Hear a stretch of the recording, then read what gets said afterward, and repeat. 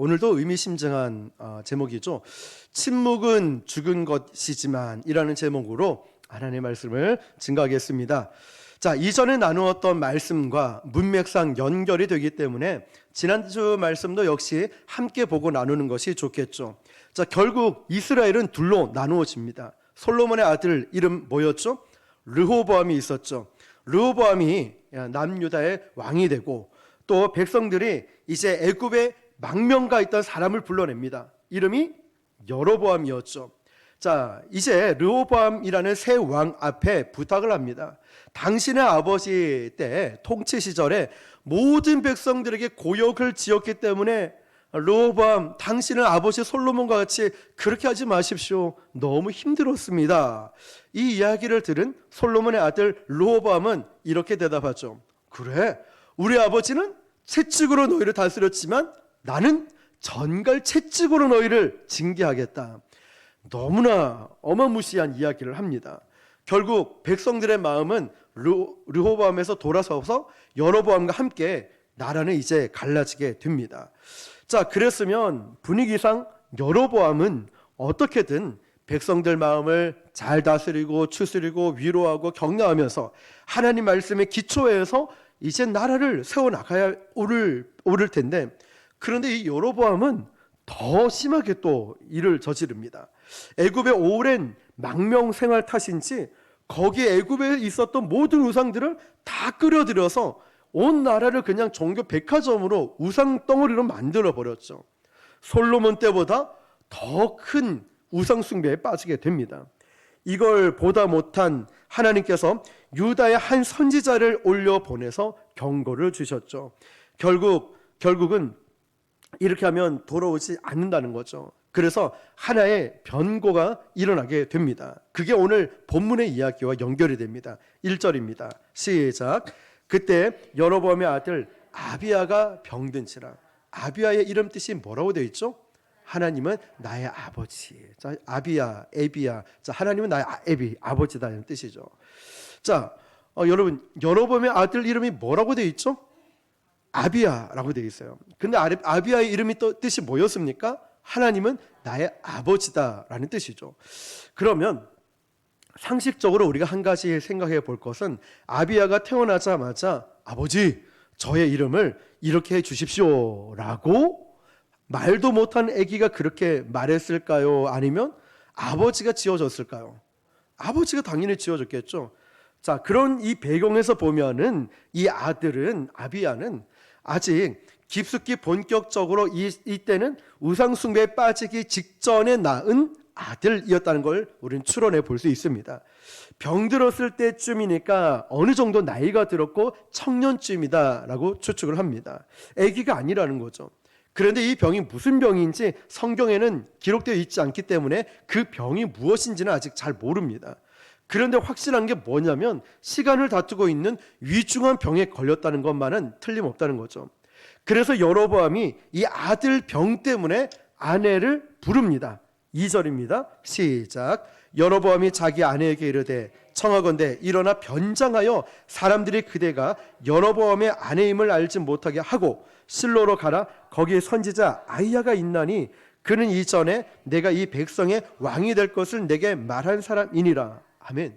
자, 여러분, 좀 전에 배경을 제가 잠시 말씀드렸는데 이 2절 말씀을 보면 뭔가 좀 이상하다? 이런 느낌을 받아야 돼요. 뭐가 이상할까요? 하나는 여로보암이 자기 아내를 불러서 뭘 시켰죠? 변장을 시켰다는 거예요. 변장하는 목적이 뭘까요? 알아보지 못하도록. 그리고 누구에게 보냅니까? 과거에 자기가 왕이 될 것을 예언해 주었던 아히야라는 선지자를 실로에 가서 아히야 선지자를 만나라고 보내고 있었다는 거예요. 그런데 여러분, 이게 지금 우리가 이상하게 봐야 될 부분이 이거예요. 왜냐하면 이 선지자를 찾는 것은 당연한 일임에도 불구하고 왜 이게 지금 이상하냐면 여로보암이 지금 한참 어디에 빠져 있을까요? 우상숭배에 빠져 있었어요. 우상숭배에 빠져 있으면은 모든 어려운 건 문제가 올 때 그럼 누굴 찾아야 됩니까? 우상을 찾아야죠. 내가 불교 신자면 불교 석가모니를 찾든 부처를 찾아야 되겠죠. 그런데 불교 신자가 목사님 찾는다. 이게 좀 뭔가 이상하죠. 근데 우리는 전도하면서 그런 일이 일어나잖아요. 부곡 시장에 그 전도하고 있는데 어떤 분이 부곡 석가모니도 있고 막 절 막 그런 거 다 있습니다. 그런데 저에게 기도 요청을 하니까 옆에 있는 분이 이 사장님을 어머님을 너무 잘 아니까 그런 말 했대요. 네 불교 아니가? 나 불교지. 근데 왜 목사님한테 기도를 부탁하노? 이렇게 물어봤다는 거예요. 그러면서 목사님이 기도하면 하나님이 빨리 응답해 줄 것 같다. 완전 믿음 있는 사람처럼 얘기하지 않습니까? 거기는 불교 달력을 옆으로 치우고 제일 좋은 자리에 우리 교회 달력 걸어놓은 불교 신자거든요. 그분이 그런 말을 하는 거예요. 목사님이 기도하면 하나님이 빨리 응답해 주실 거다. 이런 말을 하는 거죠.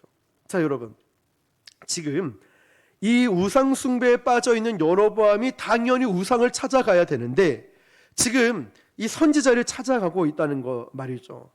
자, 애굽에서 들어온 우상이 지금 이스라엘 천지에 널려 있는데 그 많고 많은 우상 중에 이 아내를 여기에 보내지 않고 자기에게 왕권을 예언했던 아이야 선지자에게 보냈다는 거죠. 그리고 보낼 때 어떻게 보냈죠? 변장을 하고 보냈어요. 변장을 하는 목적은 못 알아보게 하기 위해서. 자, 그러면 우리가 또 한 가지 추측해 보는 건 뭔가 지금 아이야 선지자와 여로보암 왕 사이에 관계가 편해 보입니까? 불편해 보입니까? 불편해 보이겠죠. 굉장히 불편한 관계였습니다. 그래서 이 여자가 이 아내가 누구인지 모르게 변장을 해서 자기가 직접 가는 것도 아니고 아내를 대신해서 보냈다는 거죠. 실로에 있는 아이야 선지자를 찾아갑니다. 자, 여기서 한 가지 더 짚고 넘어가야 될 문제가 있는데 왜 이 둘 사이에는 관계가 비틀어졌을까요? 아이야 선지자가 오래전 여로보암에게 솔로몬 부하로 있을 때 이런 얘기를 했습니다. 하나님이 다윗의 나라를 찢어가지고 너에게 줄 건데 너는 그 하나님의 말씀을 잘 지켜서 잘 준행하면은 다윗과 같이 왕권이 강성하게 꾸준하게 안정되게 있을 것이다 라고 예언을 했습니다. 이게 하나님의 약속이고 선지자의 부탁이었습니다. 그런데 우리는 지난 시간 보았죠. 어려움이 있으니까 똑같이 절기를 만들고 레위 지파가 아닌 저요 하는 사람을 제사장으로 삼았던 비슷하지만 다른 걸 만들어 놨던 아이야 선지자를 보았습니다. 여로보암을 보았습니다. 이 여로보암은 지금 온 나라가 우상 숭배 덩어리로 만들어 버렸다는 것이죠. 그럼 자연히 누구와 멀어질까요? 아이야 선지자와 멀어지고 하나님과도 멀어지고 관계가 틀어질 수밖에 없어요. 내가 애굽에서 여러 가지 우상을 들여와서 기륭 화복을 그들에게 빌고 있지만 결국 마지막에 절체절명의 위기 가운데 그래도 이 심각한 문제, 아들이 죽고 사는 이 문제 앞에서 우상이 아니라 누굴 찾습니까? 선지자를 찾았다는 거예요. 정말 우리 인생에 어려운 문제가 있을 때는 이 땅에 있는 엉뚱한 우상들이 아니라 우리도 하나님을 찾게 돼요. 아무리 내가 고집 부려서 되는 게 아니고 인간의 방법, 인간의 노력으로 되는 게 아니라 여호와의 신 하나님으로 말미암아 되기 때문에 하나님을 찾아야 된다는 거죠. 그러니까 여로보암은 지금 우리 아들이 죽게 됐는데 이 아들 때문에 아비야라는 아들 때문에 하나님께 묻고 싶었던 거죠. 자, 그래서 이 아내를 실로에 있는 아이야 선지자에게 보냅니다. 3절 이렇게 되어 있죠. 시작.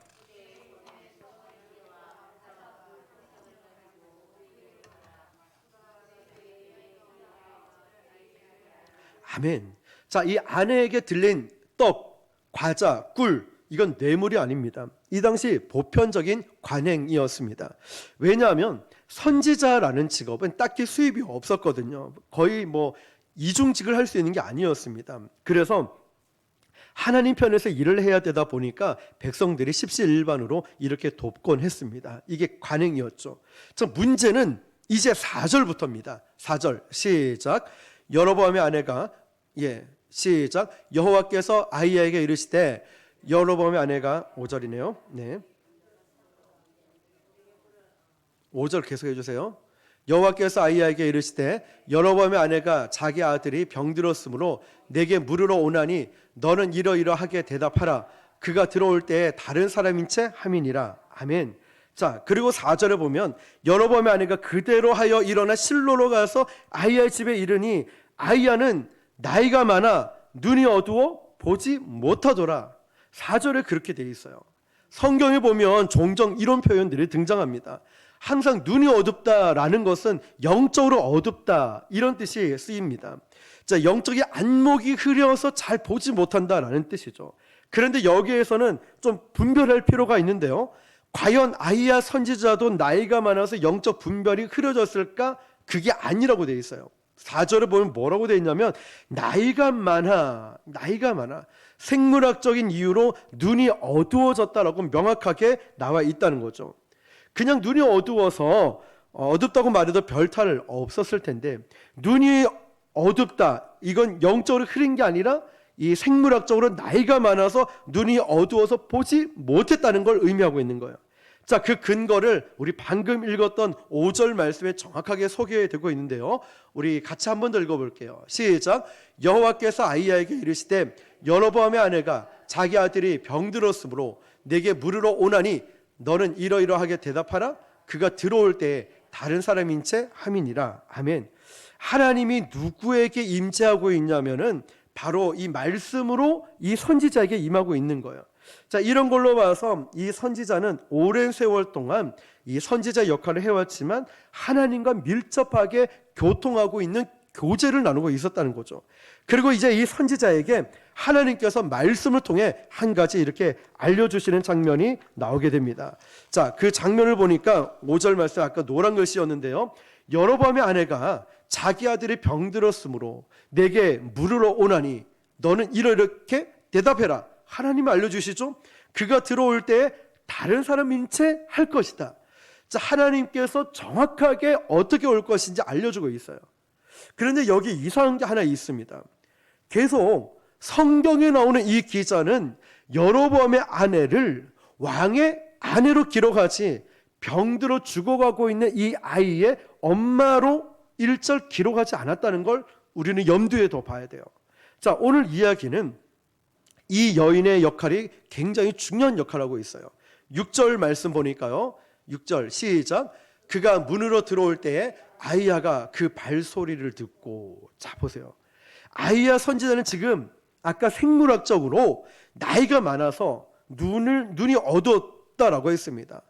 눈이 어두운 사람은 당연히 귀가 굉장히 발달되어 있겠죠. 청각이. 당연히 소리는 잘 들었을 것입니다. 그래서 이 성경 기자는 지금 무슨 소리를 들었는지 놓치지 않고 이야기를 하고 있습니다. 그가 문으로 들어올 때에 아이야가 무슨 소리를 듣고 그 발소리를 듣고 라고 6절에 명확하게 기록되어 있죠. 자, 그리고 이 여인이 누구냐면 아까 말씀드렸듯이 왕의 아내로 소개하고 있다는 거예요. 그런데 실질적으로 병들어 죽어가고 있는 아이의 누구였습니까? 엄마였다는 거죠. 그런데 이 성경에는 이 엄마에 대한 표현을 한 군데도 쓰지 않고 여로보암의 아내, 왕의 아내로 기록되어 있습니다. 자, 그리고 또 놀라운 것은 뭐냐면 이 여인의 반응이 어떤 말을 하고 어떤 반응을 보였는지 성경에는 1절 기록하고 있지 않다는 것이죠. 유일한 소리는 이 여인의 발소리 밖에는 없습니다. 지금 이걸 선지자가 듣고 있는 거예요. 아, 이 여인의 발자국 소리가 들린다 이렇게. 자, 그런데 이 스토리가 끝날 때까지 이 여인의 말은 하나도 등장하지 않고 있습니다. 반응하지 않아요. 그래서 우리는 일단은 이 여인은 아무 말도 하지 않고 이름도 모르고 그리고 그렇게 왔다 이 정도만 알고 있으면 됩니다. 결론쯤 보면은 이 여인은 굉장히 비중 있게 이 메시지 반전이 일어납니다. 6절 이어서를 보니까요. 어찌하여 다른 사람인 채 하느냐 내가 명령을 받아 흉한 일을 내게 전하리니. 아멘. 지금 선지자가 들어와서는 있는 이 왕의 아내에게 전할 내용이 복된 소식일까요? 흉한 소식일까요? 6절 다시 한번 보여주세요. 읽어볼게요. 시작. 어찌하여 다른 사람인 채 하느냐 내가 명령을 받아 흉한 일을 내게 전하리니. 자, 여러분 복된 소식입니까? 흉한 소식입니까? 흉한 소식이죠. 지금부터 우리가 이어지는 그 내용이 어떤 내용인지 우리 7절부터 한번 같이 읽어볼게요. 7절 시작. 이스라엘 하나님 여호와의 말씀이 내가 너를 백성 중에서 들어 내 백성 이스라엘의 주권자가 되게 하고, 하나님께서 여로보암에게 이렇게 주권자가 되게 했는데 8절 9절 시작. 나라를 다윗의 집에서 찢어내어 내게 주었거늘 너는 내 종 다윗의 내 명령을 지켜 전심으로 나를 따르며 나보기에 정직한 일만 행하였음과 같지 아니하고 내 이전 사람들보다도 더 악을 행하고 가서 너를 위하여 다른 신을 만들며 우상을 부어 만들어 나를 노엽게 하고 나를 내 등 뒤에 버렸도다. 아멘. 자, 보세요. 나를 내 등 뒤에 버렸다, 이 말이 뭐냐면 주일날 이사야 말씀을 혹시 기록하십니까? 이사야 말씀 회개하고 돌아오기만 하며 마음이 떠난 형식적인 제사, 형식적인 예배를 드리고 있는 이 백성들을 보면 하나님이 역겹다고 하시는 거예요. 마음이 떠난 형식적인 거 말이에요. 지금 이 백성도 나를 내 등 뒤에 버렸다는 것은 하나님보다 우상을 더 사랑하고 더 섬겼다는 말이에요. 누구보다 더 사랑했다고요? 이전 사람보다. 이전 사람이 누구였을까요? 솔로몬을 이야기하는 거예요. 야, 너는 솔로몬 때보다 더 하구나, 이 표현이죠. 더 우상을 사랑하구나, 이렇게 된 거예요. 10절입니다. 시작. 그러므로 내가 여로보암의 집에 재앙을 내려 여로보암에 속한 사내는 매인자나 노인자나 다 끊어버리되 거름 더미를 쓸어 버림같이 여로보암의 집에 맑게 쓸어 버릴지라. 아멘. 노란 글씨를 한번 보십시오. 여로보암에 속한 사내는 이야기하면 그냥 남자라고 보편적으로 생각하지 않겠습니까? 그런데 이건 좀 의혹이 된 거예요. 원래 원문의 뉘앙스를 보면은 이런 뜻이에요. 벽에다 오줌을 누는 놈들은, 벽에다가 오줌을 누는 놈들은, 이런 뉘앙스로 된 겁니다. 뭐냐면은 그냥 이 말은 여로보암에 속한 사내는 순화시켜서 된 거지만 벽에다 오줌을 누는 사람들, 이런 부정적인 그런 느낌이 있다는 거죠. 담벼락에다가 오줌이나 싸는 놈들, 막 이렇게 욕을 하는 거예요. 막 뭐라 하는 거죠. 이 표현 속에서 사실 히브리어에 담아내고 싶었던 게 있었다는 거예요. 자, 이어지는 11절입니다. 시작. 여로보암에게 속한 자가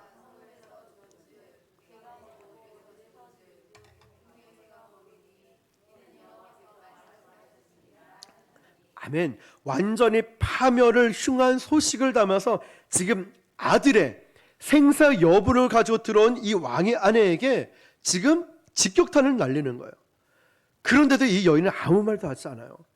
지금 아들을 고치는 게 우선인데, 아들을 고치는 거 우선 둘째 치고 지금 막 뭐라고, 지금 이렇게 막 뭐라 하고 있는 거죠.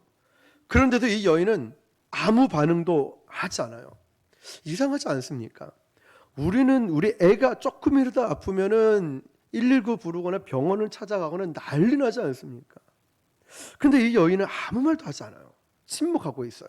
12절 시작. 너는 일어나 내 집으로 가라.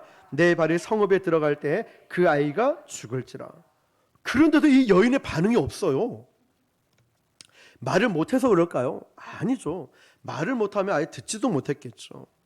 침묵. 이런 사건, 이런 놀라운 소식, 이런 흉한 소식을 들어도 침묵. 아무 반응이 없어요. 13절 시작.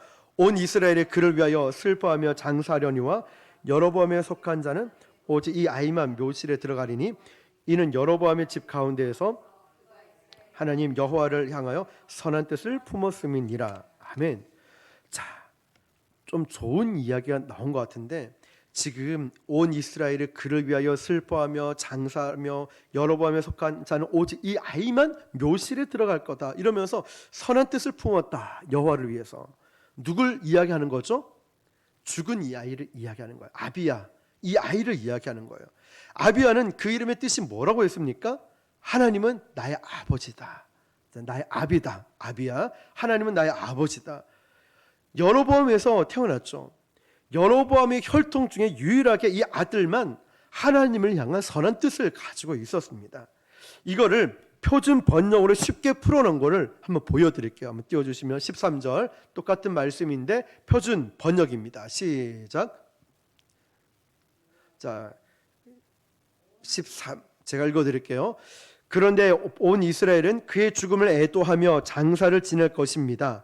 여로보암 가문에서는 그 아이만이 주 이스라엘을 하나님께서 보시기에 착하게 살았으므로 여로보암의 가문에 속한 사람 가운데서 그 아이만 제대로 무덤에 묻힐 수 있을 것입니다.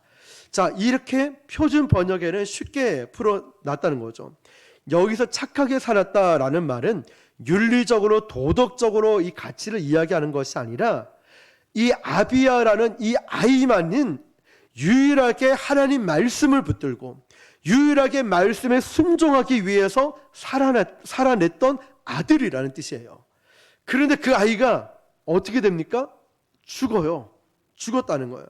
하나님께서 지금 이 아이의 죽음을 통하여서 살포시 드러내고 싶은 게 있어요. 하나님의 마음이 드러내고 싶은 게 있다는 거예요. 14절입니다. 시작. 여호와께서 이스라엘 위에 한 왕을 일으키신즉 그가 그날에 여로보암의 집을 끊어버리리라. 언제나 하니 곧 이제라. 그 한 왕이 일어나면 최종적인 심판이 임할 것이라는 말이죠. 그리고 언제나 하면은 곧 이제라. 지금부터 심판이 시작된다는 말이에요. 그러니까 이 이야기는 이 뜻입니다. 한 왕이 일어나서 그 왕이 오실 때는 여로보암이 우상 숭배 노름에 빠져 있는 그 집안이 최종적으로 심판을 받게 될 것이다. 이 뜻이죠. 여러분, 예수 그리스도가 오심으로 뭐가 시작되었을까요? 심판이 시작된 거죠. 그래서 종말은 십자가 사건부터 종말까지를 의미하는 거예요. 즉, 이 이야기 속에는 이 불순종의 이 집안을 이제 다 끝내버리고 한 왕을 일으켜서 하나님의 새로운 왕국을 이제 드러낼 것이라는 이야기가 담겨져 있는 거예요. 그러기 위해서 누가 죽어야 되냐면 한 아이, 이 아비야가 죽어야 되는 거예요. 이 아이가 죽어야만.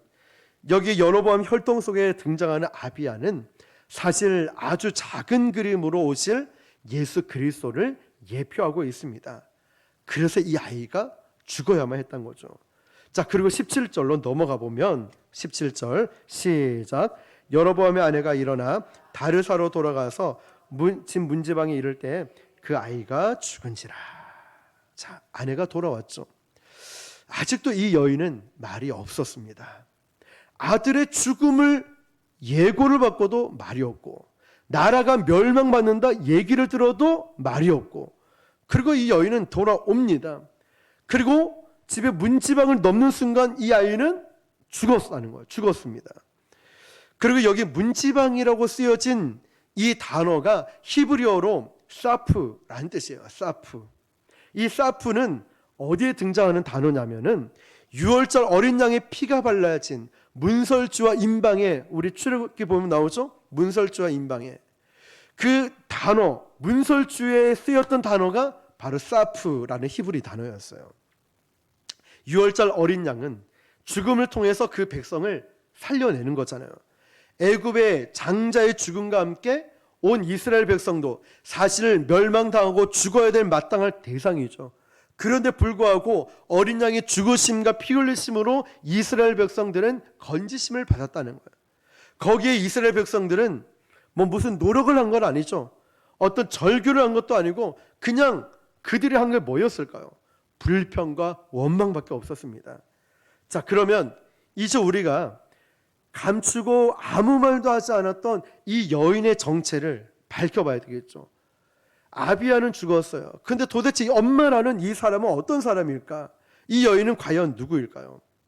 여로보암의 또 다른 분신을 의미하는 거예요. 정확하게 말하면 우리의 모습이라는 거예요. 이 여인의 실체, 침묵하고 있는 이 여인은 우리의 모습을 나타내는 거예요. 하나님이 하나님의 자녀들에게 재앙을 내리시고 심판을 선언할 때는 소통하고 대화하고 돌아오라는 게 목적이에요. 우리를 고난을 주고 우리에게 심판을 주고 이 모든 것이 돌아오라는 하나님의 사인이라는 거죠. 그런 거에는 목적이 있다는 거예요. 그런데 이 여인은 아무 반응이 없어요. 죽은 거죠. 은혜와 구원이라는 건 그거잖아요. 여러분 다윗을 한번 보십시오. 죄악을 저질러서 잉태된 아이가 똑같이 죽음을 심판받았습니다. 그럴 때 다윗은 어떻게 했습니까? 살려주세요. 막 죄를 뒤집어 쓰고 베옷을 입고 밤을 새며 하나님께 매달리고 통곡을 했습니다. 바로 이겁니다, 여러분. 이런 죽음의 소식을 들었을 때 다윗은 죄를 뒤집어 쓰고 베옷을 입고 밤새 통곡하며 회개하며 울었잖아요. 근데 이 한 여인은 어때요? 아들이 죽어. 너 아들 죽고 너 나라도 멸망할 거야. 이 여인은 아무런 반응을 보이지 않아요. 다윗의 모습을 보면 하나님께서 다윗에게 이런 재앙을 주고 고난을 준 진짜 목적이 나타나는 거예요. 뭘까요? 돌아오라고. 저와 여러분에게 고난을 주고 고통을 주는 건 없애고 죽이려는 게 목적이 아니잖아요. 돌아오라고. 건강을 치거나 물질을 치거나 가정에 어려움을 주거나 아픔을 줄 때는 돌아오라는 거예요. 돌아오라고. 대화하자고 하나님 말씀하시는 거예요. 여기에 등장하는 이 왕의 아내는 어머니잖아요. 엄마. 어머니는 이러면 안 되는 거 아닙니까? 내 아들이 죽는다는데 어찌 그냥 아무 말도 안 하고 가만히 있겠습니까? 오열을 하죠. 눈물 콧물 다 쏟아지고 서 있지도 못하죠. 근데 아들의 죽음을 선언 받아놓고도 이 침묵하고 있는 이 여인의 모습을 보십시오. 끔찍하지 않습니까? 그런데 구원은 이루어졌습니다. 아무 반응 없던 우리들에게 주어졌던 바로 우리에게 하나님은 끊임없이 쏟아붓고 약속대로 성실하게 찾아오셔서 우리가 알지도 못했던 그때의 아들 예수 그리스도를 대신 죽여주셔서 저와 여러분을 살려내셨다는 거예요. 이 이야기 속에 그런 장차 오셔서 우리를 대신하여 죽으실 예수 그리스도, 죄 없이 죽는 죽음이 예표되어 있다는 거죠.